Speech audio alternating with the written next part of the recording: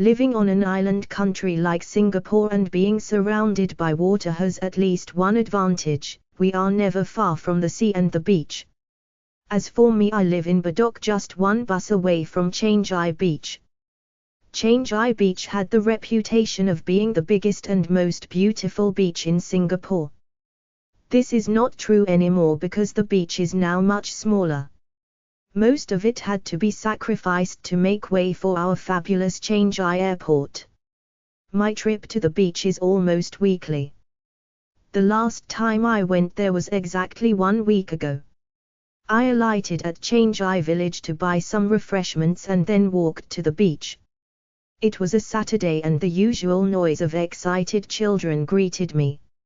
It was high tide and the children were having a splashing time.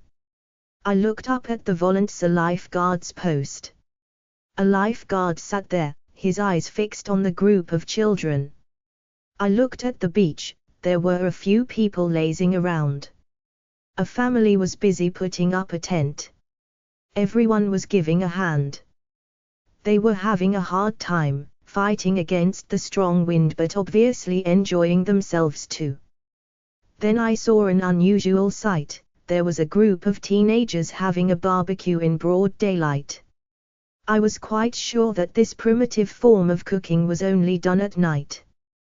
Well, teenagers have always been rebels anyway, so I shook my head at their rebelliousness and went on. Finally I came to the spot I loved. It was a clump of casuarina trees. I went up to one of them and felt its bark lovingly, in greeting of an old friend. Then I nestled down under the combined shade of the clump of trees and laid out my beach chair.